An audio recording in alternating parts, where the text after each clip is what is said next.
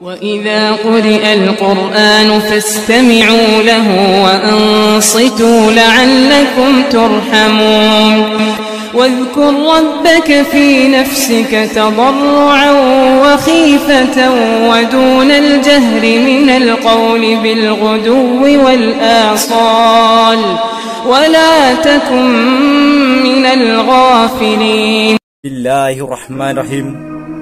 Assalamualaikum warahmatullahi wabarakatuh. Alhamdulillah, puji syukur kita panjatkan kepada Allah Subhanahu wa Ta'ala, yang mana pada hari ini kita masih diberikan kekuatan, kesehatan, limpahan rahmat, umur panjang, sehingga kita masih bisa mendengarkan hal-hal dalam kebaikan. Kita juga tidak lupa berselawat pada junjungan kita Muhammad sallallahu alaihi wasallam, karena beliaulah manusia yang paling mulia di muka bumi ini. Semoga kita di hari kiamat nanti mendapat syafaatnya.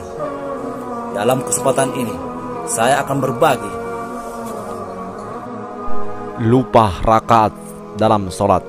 Saudaraku, kaum muslimin dan muslimat yang dirahmati Allah Subhanahu wa Ta'ala, melakukan sholat menjadi hukum yang diwajibkan bagi umat muslim. Pernahkah Anda melakukan salat atau lupa saat sedang sholat? Mungkin saja kekurangan rakaat sholat atau bahkan kelebihan. Nah, Anda tidak perlu khawatir atau takut.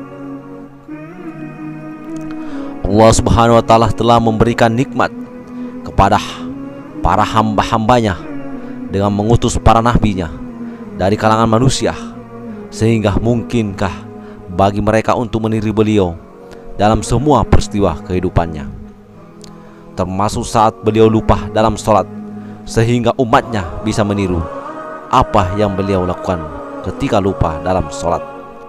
Suatu ketika Nabi sallallahu alaihi wasallam lupa jumlah rakaat ketika sholat.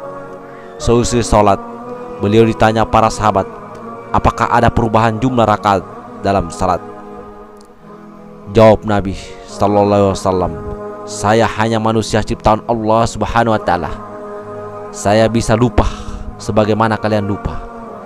Jika saya lupa, ingatkanlah aku. Jika kalian ragu tentang jumlah rakaat salat kalian, pilih yang paling meyakinkan dan selesaikanlah salatnya. Kemudian lakukan sujud syahwi. Hadis riwayat Bukhari, Muslim. Kata syahwi sendiri artinya lupa. Disebut sujud syahwi karena sujud ini dilakukan ketika lupa dalam sholat. Untuk itulah sujud syahwi disyariatkan dalam rangka menutup kekurangan ketika sholat yang disebabkan karena lupa. Ada beberapa keadaan yang menyebabkan seorang disyariatkan untuk melakukan sujud syahwi. Pertama, kekurangan rakaat. Saat terjadi kekurangan rakaat sholat dan baru sadar seusai sholat, maka langsung menambahkan jumlah rakaat yang kurang, lalu sujud syahwi setelah salam. Kedua, kelebihan jumlah rakaat. Ketika ada orang yang kelebihan jumlah rakaatnya, maka langsung sujud syahwi setelah salam. Ketiga, meninggalkan tasyahud awal. Meninggalkan tasyahud awal karena lupa. Terdapat dua keadaan. Baru teringat setelah berdiri sempurna ke rakaat berikutnya. Dalam kondisi ini, Anda tidak perlu turun lagi dan melanjutkan sholat sampai selesai. Kemudian nanti sujud syahwi sebelum salam. Baru teringat sebelum bangkit ke rakaat berikutnya. Dalam kondisi ini, Anda langsung duduk tasyahud dan melanjutkan sholat sampai selesai. Keempat, ragu jumlah rakaat. Ragu mengenai jumlah rakaat ketika sholat. Ada dua keadaan. Satu, Anda ragu jumlah rakaat dan Anda bisa menentukan mana yang lebih meyakinkan.